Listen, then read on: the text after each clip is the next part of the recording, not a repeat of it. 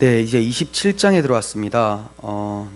27장의 내용은 번제단이 나오고요. 번제단. 그리고 성막들의 식양이 나옵니다. 성막들. 그리고 등불 관리에 대한 내용이 27장에 나와요. 이렇게 세 개가 나옵니다. 하나님께서 25장부터 성막 식양들을 말씀을 하고 계시면서 계속 반복해서 강조하는 말씀이 있습니다.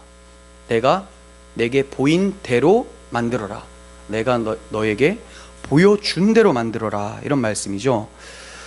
이후 가나안 땅에 정착해서 성전을 지을 때에도, 건축하게 됐을 때도 다윗이 고백하기를 여호와의 손이 내게 임하여 이 모든 일의 설계를 그려 나에게 알려주셨느니라, 이렇게 고백을 합니다.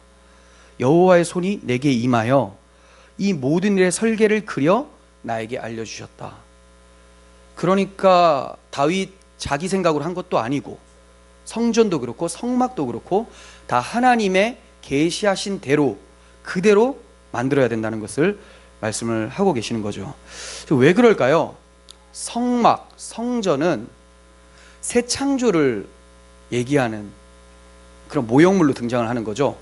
하나님이 거하시는 새로운 나라를 예표하는 도구들입니다. 그러면 첫 창조를 한번 생각해 보세요. 첫 창조 때 인간이 한 게 있습니까? 인간이 여섯째 날에 만들어집니다. 여섯째 날, 창조의 마지막 날이에요. 일곱째 날은 그냥 안식이니까. 그러면 첫 창조, 처음 하나님이 거하시는 그 나라를 만드실 때 인간이 한 것이 있겠습니까? 하나도 없다는 거예요. 하나도.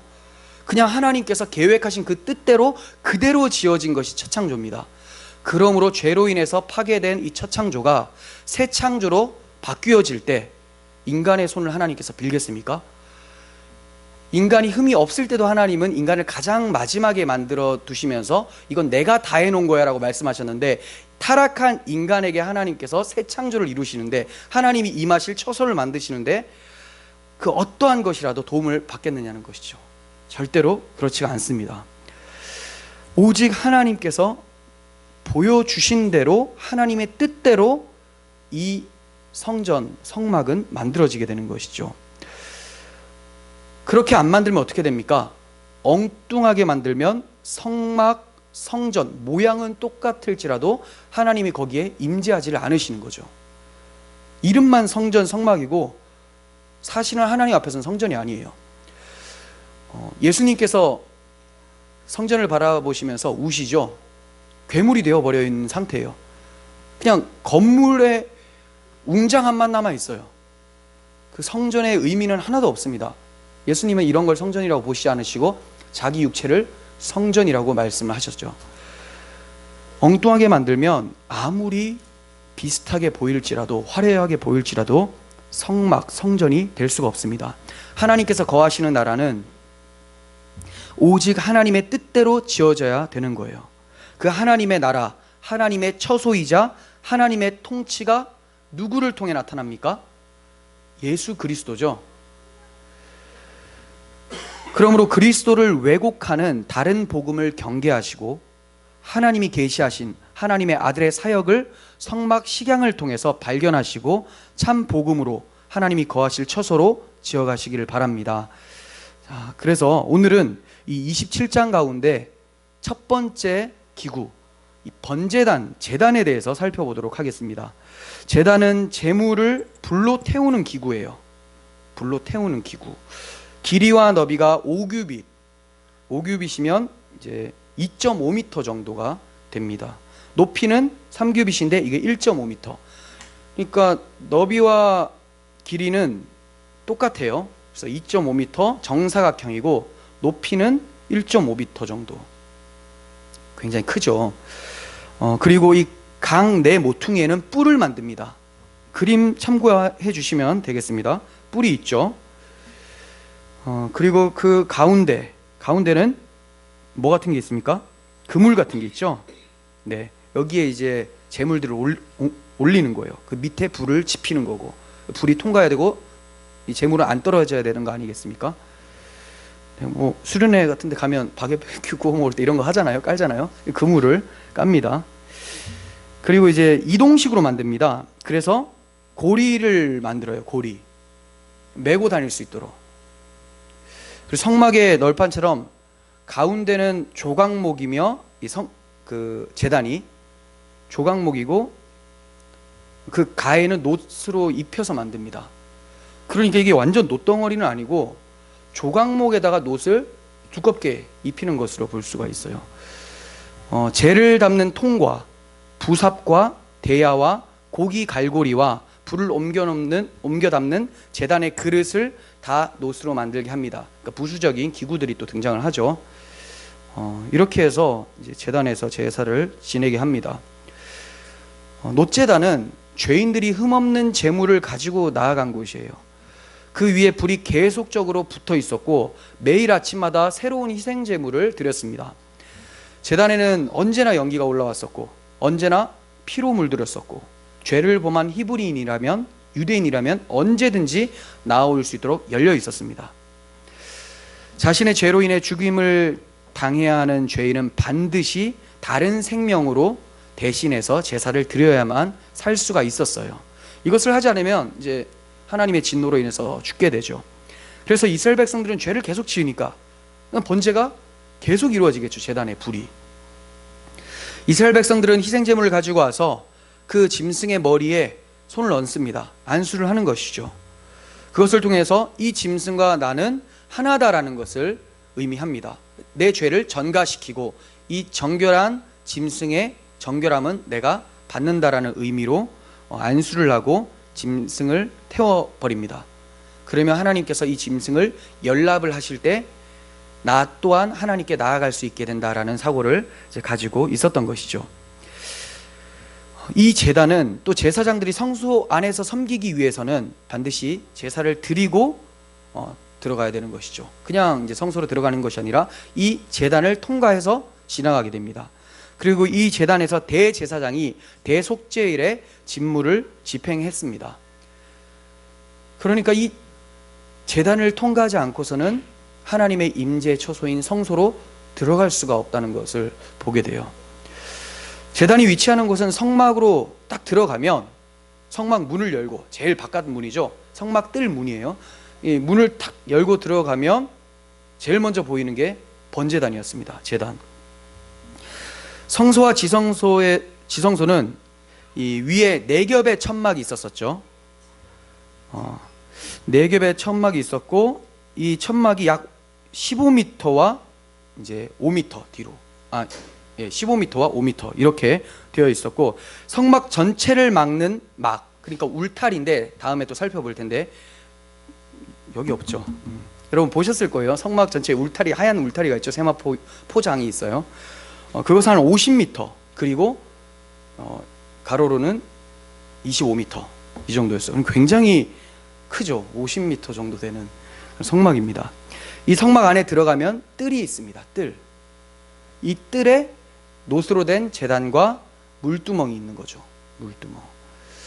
제단에 뜰이 있다는 것은 이스라엘 백성이 아닌 광야의 다른 족속들은 절대로 이 제단을 구경조차 할 수 없다는 것을 의미하죠. 울타리 안에 있으니까, 성막 뜰 안에 있으니까. 뭐 암몬 족속, 또 모압 족속 이런 족속들은 옆에서 뭐만 봅니까? 저 해달 가죽 다 달아 빠지고 형편없어 보이는 그런 해달 가죽만 보게 되고 안은 구경을 못해요. 번제단은 이 다른 족속을 위한 것이 아니죠. 누구를 위한 겁니까? 하나님의 백성, 즉 하나님의 택한 자를 위해서 이 번제단은 존재한다는 것을 우리는 생각하게 됩니다. 성막 안의 성소에는 기구들이 다 금으로 만들어져 있죠. 그런데 성막 바깥에 성막 뜰에 있는 기구들은 놋으로 만들어져 있다는 것을 보게 돼요. 놋. 왜 놋일까요? 성경에서 금은 영광을 의미합니다. 영광. 그리고 은은 뭐였죠? 대속을 의미하죠. 구속, 대속, 속죄. 놋은 악에 대한 심판을 상징을 합니다. 이것이 이제 여러 성경에서 증거를 하고 있는데 장차올 하나님 나라의 통치로 인한 복을 묘사하는 이사야서 60장에서는 내가 금을 가지고 놋을 대신하며 라고 말씀합니다. 그러니까 하나님 나라에서 이루어지게 될 복, 받게 될 복이 뭐라고요? 내가 금을 가지고 놋을 대신한다. 금은 영광이라고 했죠. 놋은 심판. 이제 너희들에게 심판은 사라지고 영광스러움이 도래하게 될 거다라는 것을 이사야서 60장에서 표현을 하고 있습니다. 놋에 대해서 맨 처음 언급된 곳이 가인의 자손들과 연관되어 있어요. 맨 처음 언급하는 것이 창세기 4장 22절 보시면요, 신라는 두발 가인을 낳았으니 그는 구리와, 이게 놋이에요. 쇠로 여러 가지 기구를 만드는 자요. 그러니까 가인의 후손은 심판을 상징하는 놋을 만든다고 했죠. 이게 뭘 의미할까요? 하나님께 분리되어서 버림받은 이 죄인은 끊임없이 무엇을 만들어도 이게 뭐가 됩니까? 악에 대한 심판만 초래하게 된다는 것을 영적인 의미를 찾아볼 수 있게 되는 것이죠. 삼손은 놋으로 만든 족쇄에 묶였습니다. 심판을 의미하죠. 시드기야 왕도 바벨론으로 잡혀갈 때 그랬어요. 놋으로 만든 족쇄에 묶여서 잡혀갔습니다. 골리앗의 투구와 갑옷도 놋으로 만들었어요. 그리고 이스라엘의 왕이라고 하는 사울 왕의 갑옷도 놋으로 만들었습니다. 그래서 다윗이 입었는데 자기한테 맞지 않고 불편해서 벗어버리고 경멸해버리죠. 단지 그냥 크기만 해서라고 해석하기보다는 그것도 맞겠지만 구속사적인 영적 의미로 보면 놋에 대한 경멸을 의미를 하는 것이죠. 그리고 하나님의 구원을 노래하는 시편에서는 그가 논문을 깨뜨리시며 쇠빗장을 꺾으셨음이로다 하고 찬양을 하고 있습니다. 논문을 깨뜨리시며 쇠빗장을 꺾으셨다. 이게 바로 구원이에요. 하나님이 놋을 박살을 내버리는 것이죠. 또 이스라엘이 불순종해서 하나님께서 심판하시겠다고 알리실 때 신명기에서는 이렇게 표현을 하고 있습니다. 신명기 28장 23절, 내 머리 위에 하늘은 놋이 되고 내 아래 땅은 철이 될 것이며 여호와께서 비 대신 티끌과 모래를 내 땅에 내리시리니 그것들이 하늘에서 내 위에 내려 마침내 너를 멸하리라. 자, 하나님이 심판하시는데 이 심판을 뭐에 빗대서 얘기하십니까? 하늘이 놋처럼 될 것이다. 하늘이 놋처럼 될 것이다. 신명기 28장은 복과 저주에 대한 말씀입니다. 권사님들이 굉장히 좋아하는 말씀이죠. 들어가도 복을 받고 나가도 복을 받고 머리가 될지언정 꼬리가 되지 말고 이런 거 있잖아요. 그런 거 엄청 얘기를 하는데, 자, 복은 어떻게 하면 복이 옵니까? 여기에서 순종하면 복이 오고 불순종하면 저주가 오는 거예요. 그런데 모든 계명을 다 지켜야지만 복이 오고 하나라도 어기면 어떻게 됩니까? 저주가 찾아와요. 그러니까 이 말씀 딱 보면 우리 어떻게 해야 돼요? 저주받았구나, 이거 발견해야 된다는 거죠. 하지만 복은 왜 얘기했을까요? 이거 지켜주시는 분이 따로 있다라는 것을 의미하기 위해서 복이 나오는 거죠. 그러니까 내 자신으로 28장을 보면 난 저주받은 백성이다. 하지만 하나님의 아들 대속을 바라보면서 이 말씀을 보면 그 계명을 다 지키신 분이 내 안에 계신다. 이것 때문에 복이 되는 거예요. 그런데 이 저주를 얘기를 할 때 심판이 뭐라고 합니까? 하늘은 놋이 된다고 해요. 하늘은 놋이 된다. 비가 오지 않는 심판이라고 그 이후에 나왔죠. 설명이 나오죠. 비가 오지 않는다는 거예요. 이런 심판의 역사가 엘리야 때 3년 6개월 동안 비가 오지 않았고 엘리사 시대는 7년 동안 비가 오지 않았어요. 그러면 그 나머지 기간은 여호와의 계명을 다 순종했기 때문에 비가 왔을까요? 엘리야 때는 3년 반, 엘리사 때는 7년 동안 안 왔는데 나머지 때는 계명을 참 잘 지켰기 때문에 비가 계속 내렸을까? 그게 아니라는 거예요. 계명은 이들이 개떡처럼 못 지키지만 뭐가 있었습니까? 제단이 있었다는 거예요. 제단. 제사가 그래도 잘 이루어졌어요. 레위인들을 통해서, 제사장을 통해서 그나마 잘 이루어지고 있다가 엘리사 때쯤 되니까 이 제사 또한 엉망이 되어버리는 거예요. 우상숭배의 터전으로 되어버리는 것이죠. 그러니까 제사가 잘못되니까 자신의 죄를 대속할 제물을 드릴 곳이 없어지는 것이죠. 그러니까 하나님께서 하늘을 놋처럼 만들어버리는 거죠. 비가 안 내려버리는 거예요. 또 심판을 상징하는 놋에 대해서, 악을 상징하는 놋에 대해서도 좀 보겠습니다. 이사야 48장 4절, 내가 알거니와 너는 완고하며 내 목은 쇠의 힘줄이며 내 이마는 놋이라. 이마가 놋이다. 철면피죠. 그 이마가 금강석과 같다라고도 표현을 합니다. 성경에서 금강석과 같다. 아니 그냥 철판이에요. 하나님이 아무리 말해도 그냥 악을 행하면서도 아무렇지 않게 그냥 살아가는, 누구를 닮았습니까? 누구 생각나면 안 되고 자신이 생각나야 되겠죠. 자, 이렇게 이마가 노시다. 골리앗 이마가 어땠습니까? 노시예요. 노투구 썼죠. 이마가 노시예요. 사람의 목에 쇠로 된 힘줄이며 이마가 노시니까 얼마나 불순종하는 이스라엘에게 하나님께서 이렇게 말씀하실까요?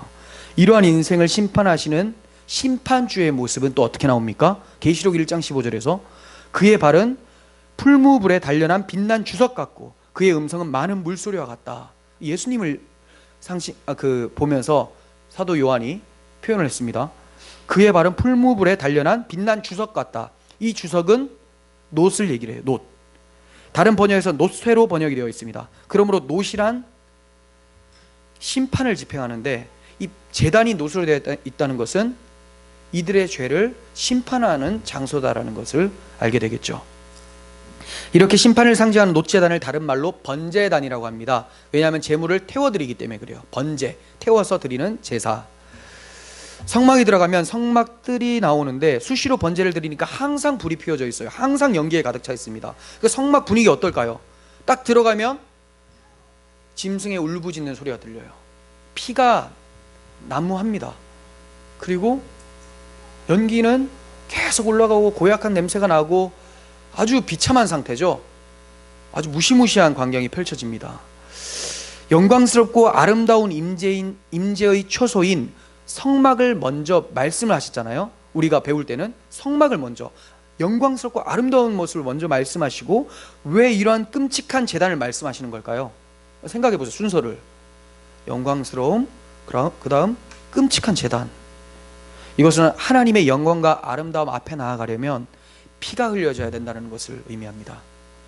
죄가 처리되지 않고서는 성소로 나아갈 수가 없는 거예요.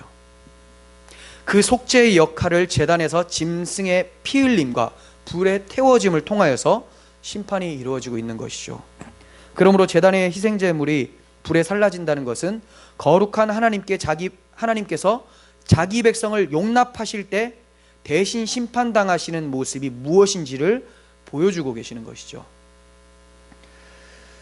여러분, 영광스러운 하나님의 임재 초소에 나아가고 싶으시죠? 그러려면 번제단을 통과하지 않고서는 안 됩니다. 여러분, 하나님의 임재 초소에 나아가기 위해서 여러분들이 하나님께 내어드릴 희생 제물이 있습니까? 하나님, 나를 받아주시옵소서, 이런 말 하면 태워 죽기만 하고 나아갈 수는 없어요. 그럼 거기서 죽어버리니까. 대신 드리고 나는 이제 살아서 들어가야 되잖아요. 나를 받아주시옵소서 이러면 안 돼요. 뭐 찬양 중에서도 뭐 나를 받아옵소서 하지만 그거는 이제 다른 의미죠. 예수께서 우리의 번제물이 되어주시고 이제 내가 하나님께 나아가오니 나를 받아주세요, 이러한 표현이죠. 하나님께서는 우리가 그 영광스러움에 들어가기 위해서는 반드시 대속 제물이 필요하다는 것을 번제단을 통해서 보여주시는 거예요.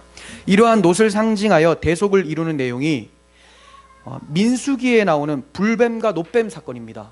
기억을 하시죠? 민수기 21장에 모세가 놋뱀을 만들어 장대 위에 다니 뱀에게 물린 자가 놋뱀을 쳐다본 즉 모두 살더라. 광야에서 불뱀이 튀어나왔어요. 한번 물리면 그냥 끝장이 나는 불뱀이 물어버렸습니다. 그런데 이들이 다 죽게 됐는데 모세가 장대 위에 놋뱀을 만들고 야, 이거 쳐다보면 산다라고 얘기했어요. 다 쳐다봤을까요? 안 쳐다본 사람이 엄청 많았던 것이죠. 왜 안 쳐다봅니까? 이게 무엇을 상징합니까? 놋은 심판을 상징한다고 했는데 놋 뱀이에요. 그러니까 하나님께서 경멸하시는 뱀을 심판하신다. 근데 누가 죽어야 됩니까? 불뱀에 물린 이들이 죽어야 되는데 하나님께서 다른 대속 제물을 경멸하시는 자로 인정을 해버리고 심판을 하시겠다라는 것을 놋뱀을 통해서, 장대에 달린 놋뱀을 통해서 보여주신 거예요. 즉 우리 대신 심판받아 십자가에 높이 달리실 주님의 모형이었죠. 뱀 같은 우리, 마귀의 하수인이었던, 너희 아비는 마귀다라고 했었던 그 예수님의 말씀처럼 뱀이 우리들의 모습인데도 예수께서 그러한 모습을 가져가시면서 당하신 고난을 얘기를 하시는 것이죠. 여러분, 하나님의 아들이 우리 대신 심판받으신 것을 믿고 바라보기만 하면 되는데 그게 안 되는 사람들이 참 많습니다. 왜 그렇습니까? 노뱀만 보면 산다는 것처럼 예수님만 믿기만 하면 산다는 것이 너무 쉽기 때문에 그래요. 그게 너무 쉽잖아요. 보기만 하면 된다고, 믿기만 하면 된다고.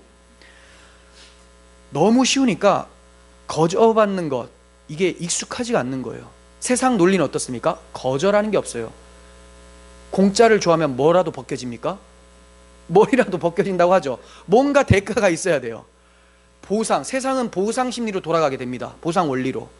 거저받는다, 거저받는 것을 은혜라고 합니다. 근데 이 은혜의 논리로 움직이는 곳이 아니라 보상의 논리로 움직이는 곳이 세상이에요. 거기에 다 사로잡혀 있기 때문에 그냥 준다면 그걸 믿지를 못합니다. 아, 너무 쉽다. 그리고 뭐가 됩니까? 자존심이 상하게 되죠. 보상 논리는 뭐가 드러납니까? 자기 과시가 드러나요. 그래도 나는 이만큼 했기 때문에 이 정도 받는다. 그래서 돈이 많은 사람들은 목에 힘이 들어가죠. 왜요? 내가 이만큼 노력을 했고 능력이 있다. 돈이 없는 사람들은 너는 능력이 없기 때문에 그러한 상태인 거야 라고 하면서 멸시를 하죠. 자기 존재감 과시예요. 이 보상 논리는. 자기를 과시하다가 광야에서 다 죽었습니다. 다 자기를 과시했어요. 하나님께서 거저주시는 은혜를 사모하지 않고 어떻게 하면 내가 여기서 살 수 있을까 하면서 돌아가자, 뭐 우상을 만들어 보기도 하고 자기 능력으로 막 했던 사람들은 광야에서 다 죽었습니다. 광야는 은혜로 통과하는 곳이지 자기 능력으로 통과하는 곳이 아니에요.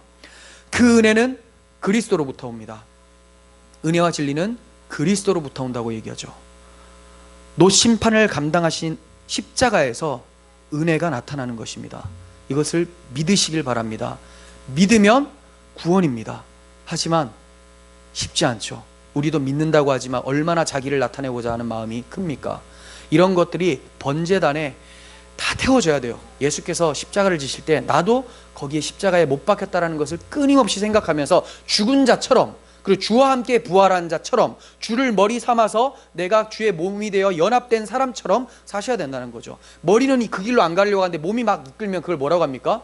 문제가 있는 몸이라고 하죠. 문제가 있는 거예요. 병원에 가봐야 되는 거예요. 주께서 이끄신 대로 끌려가시고 우리는 번제단에서 죽은 자와 같이 살아가시기를 바랍니다.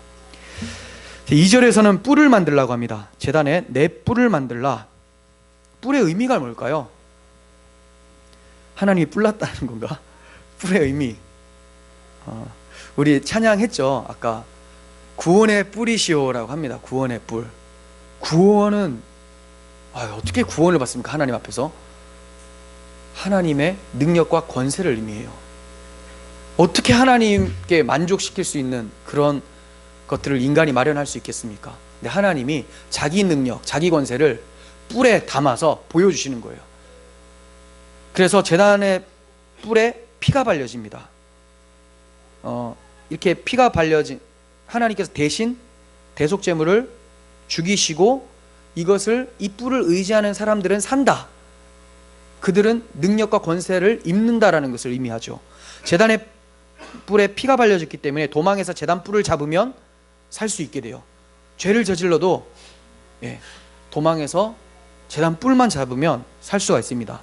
죽음을 이기는 능력이 제단 뿔에 있는 거죠. 그런데 고의로 살해를 한 사람이 제단 뿔을 잡으면 어떻게 될까요? 살 수 있을까요? 부지중에 죄를 지은 사람은 가능해요. 하지만 내가 고의로 사람을 죽였을 때는 뿔을 잡아도 그는 죽습니다. 출애굽기 21장 14절 사람이 그의 이웃을 고의로 죽였으면 너는 그를 내 제단에서라도 잡아내려서 죽일지니라. 이런 모습을 이스라엘의 역사 속에서 우리는 살펴볼 수가 있죠. 열왕기상 1장 50절 보시면 아도니아라는 사람이 나옵니다. 솔로몬의 형이죠. 아도니아가 솔로몬이 두려워해서 일어나 가서 제단 뿔을 잡습니다. 왜냐하면 자기가 왕이 되고자 했거든요.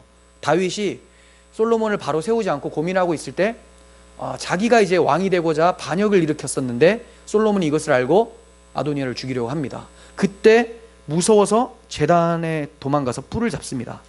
어떤 사람이 솔로몬에게 말하여 이르되 아도니아가 솔로몬 왕을 두려워하여 지금 제단 뿔을 잡고 말하기를 솔로몬 왕이 오늘 칼로 자기 종을 죽이지 않겠다고 내게 맹세하기를 원한다 하나이다. 즉 나를 살려주면 내가 뿔을 놓고 이제 내려가겠습니다.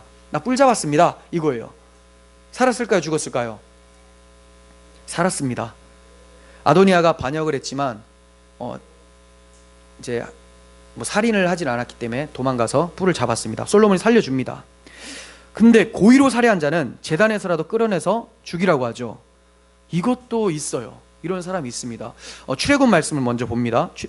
출애굽 이 말씀 우리가 아까 살펴봤던 21장 14절 보시면 고의로 죽였으면 제단에서 끌어내려서 죽이라고 하죠.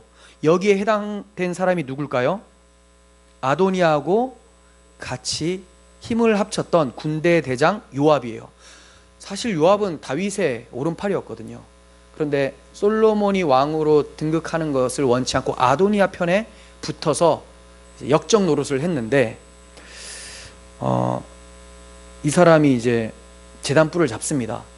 하지만 역적 노릇을 해서 솔로몬이 끌어내서 죽이라 이거 한 게 아니에요. 그가 많은 까닭 없는 피를 흘렸습니다. 아도니아는 그 역적 노릇을 했지만 사람을 죽이지 않았었는데 이 요압은 고의로 사람을 많이 죽였습니다. 북이스라엘의 군대 장관인 아브넬이 다윗과 화친하러 왔을 때 죽여버립니다. 화친하러 왔는데 그냥 죽여요. 다윗은 그런 거 원치 않거든요. 자기의 대적 사울 왕까지 하나님께서 세우신 왕을 어떻게 죽이냐라고 해서 죽이지 않았던 사람이죠. 그런데 이제 아브넬을 죽여버렸고 유대 장관 아마사를 고의로 죽였습니다. 그래서 제단뿔을 잡아봤자 솔로몬이 뭐라고 합니까? 끌어내려서 죽여버리라, 이렇게 얘기를 하는 거예요. 이 뿔이 무엇을 가리킵니까? 능력과 권세가 무엇을 가리킵니까? 그리고 이 뿔을 이용하는 요압의 행태는 무엇을 의미하는 걸까요? 시편 18편 2절 보시면 여호와는 나의 반석이시오 나의 요새시오 나를 건지시는 이요 나의 하나님이요 내가 그 안에 피할 바위시오 나의 방패시오 나의 구원의 뿔이시오 나의 산성이로다. 뿔은 구원의 뿔이다 라고 얘기를 하죠. 그리고 세례 요한에 붙인 사가랴가 찬송을 할 때 누가복음 1장 69절에서 우리를 위하여 구원의 뿔을 그 종 다윗의 집에 일으키셨다라고 해요. 이게 누구를 찬양하는 거예요? 예수께서 태어나신 것을 가리켜서 구원의 뿔을 이 예수를 통해서 우리에게 보여주셨다. 이분이 구원자라는 것을 사가랴가 찬송을 한 겁니다. 즉 구원하는 능력이 그리스도의 번제단인 십자가에 있음을 증거를 하고 있는 거예요. 많은 이들이 십자가 용서를 말을 합니다. 십자가를 붙들면 용서받는다, 용서받는다 말은 많이 하는데 자신이 정말 놋제단에서 불심판을 받아야 되는 자라는 것을 잘 모르는 사람이 많아요. 입으로는 십자가는 용서, 하지만 내가 십자가에 달려 죽어야 될 죄인이라는 것은 잘 몰라요. 요압 같은 모습이죠. 너무 십자가의 구원을 하찮게 생각을 합니다. 내가 죄를 지어도 십자가 붙들면 되지, 고의로 그냥 짓는 거예요. 아, 너 이거 너무 하고 싶은데 이거 죄 짓고 십자가 다시 붙들자. 요압이잖아, 요압. 구원의 뿔, 제단뿔을 그런 식으로 이용한 사람이 요압이었습니다. 자신은 고의로 두 사람이나 살해해놓고 제단에 뿔만 잡으면 살 줄로 알고 있었죠. 이런 사람은 자신이 정말로 놋제단에서 불심판을 받아야 된다는 사실을 모르기 때문에 이러한 행위를 하고 있는 거예요. 구원파적인 사고죠. 죄 지어도 구원받았다. 그런데 우리가 이렇게 얘기는 하는데, 그들을 비난은 하는데, 사실 한국 교회에 얼마나 많은 이런 구원파적인 신앙을 가지고 있습니까? 지식으로는 그게 아니라고 해도 자기 죄를 위해서는, 그 죄의 쾌락을 위해서는 십자가를 마구마구 남용을 하고 오용을 하고 악용을 하는 것이죠. 고의로 죄를 짓죠. 요압과 같은 모습입니다. 하지만 자신이 놋제단에서 타 죽어야 되는 것을 아는 사람들, 그리스도인들, 참된 그리스도인들은 십자가 놋제단에서 대신 죽으신 그리스도의 은혜와 사랑으로 인해서 회개함과 애통함, 감사함과 찬양함으로 하늘 지성소를 향해 나아가게 됩니다. 그리고 구원의 뿌리 되신 그리스도와 함께 이 세상을 이기면서 살아가게 되는 거예요. 이게 바로 참된 그리스도인이죠. 십자가의 용서가 얼마나 가치 있는, 피가 흘려짐으로써 나에게 임하게 된 것인지 그걸 아는 거예요. 그 번제단에서 타 죽어야 될 자가 나라는 것을 아는 자, 그렇지만 하나님의 아들이 거기에서 타 죽으셨다는 것을 아는 자, 이 자는 즐거운 가운데 기쁨 가운데 하나님께 찬송하며 자신의 죄를 애통하며 하나님을 찾습니다. 이러한 우리들의 모습이 되어지길 원합니다. 그리스도의 십자가는 값싼 것이 아닙니다. 그 무엇보다도 귀한 보혈이라고 하죠. 그리스도인들에게는 그리스도를 뭐라고 합니까? 보화라고 합니다. 이 보화가 드려진 거예요. 누구를 위해서? 죄인이 나를 위해서. 이것을 기억합시다. 정리하겠습니다. 끝으로 놋제단에 나타난 그리스도의 대속을 정리를 해보겠습니다. 우리 주님은 하나님의 거룩한 불, 뜨거운 열을 견뎌내신 참된 놋제단 그 자체세요. 왜 그런 줄 아세요? 놋제단을 뭘로 만든다고 했습니까? 조각목으로 만든다고 했죠. 그리고 그 위에 놋으로 둘러싼다고 했습니다. 조각목은 그리스도의 인성을 나타내는 도구입니다. 그리고 그리스도의 인성, 우리와 같은 몸을 입으셨어요. 하지만 죄가 없으신 그분께서 놋으로 감쌉니다. 하나님께서 그 위에 심판을 내리신다는 거예요. 놋으로 감싸서 감당할 수 있는 사람은 아무도 없습니다. 그 심판을 감당할 수 있는 사람은 아무도 없어요. 하지만 그리스도는 그럴 자격이 있으시고 힘이 있으십니다.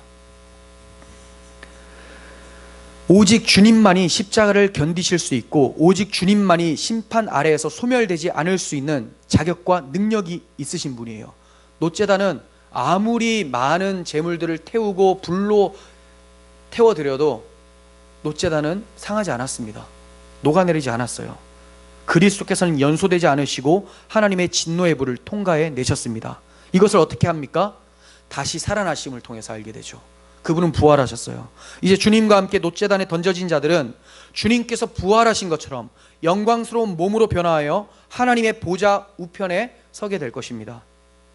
그리스도인은 이를 소망하며 살아가는 사람들이지 세상의 높은 자리와 영광을 소망하는 자들이 아니에요. 주님께서 머리 둘 곳이 없으셨던 것 같이 우리는 이 세상에 영구한 도성이 없는 줄 알고 주님과 함께 영문 밖으로 나가서 불살라지는 존재들이라는 겁니다. 하지만 그리스도 안에서 우리는 영원한 하나님의 도성에서 살게 될 것을 확신합니다. 비록 세상에서는 영문 밖으로 던져지지만 우리는 어디로 갑니까? 이 영문 밖이 아니라 이 세상 밖인 하나님의 영원한 도성에 앉게 된다는 것을 말씀하고 있습니다. 그러므로 세상과 타협하면서 다른 복음으로 치우치지 마시고 오직 보여주신 대로 참 복음 안에서 신앙하시며 번제단 뒤에 계신 하나님의 영광, 지성소의 영광을 바라보시고 살아가시기를 바랍니다. 기도하겠습니다. 거룩하신 하나님 아버지, 지성소의 영광스러움, 그리스도의 영광스러움을 저희는 압니다. 그것을 향해 나아가려면 번제단을 통과해야 됩니다. 하지만 그 번제단 또한 그리스도께서 자신을 바쳐서 하나님께 나아가는 길을 열어주셨음을 압니다. 우리가 그 번제단에 타 죽어야 될 죄인이지만 하나님의 아들이 우리를 대신하여 타는 고통을 참으시고 부활하심으로 이제 그 길을 열어주셨습니다.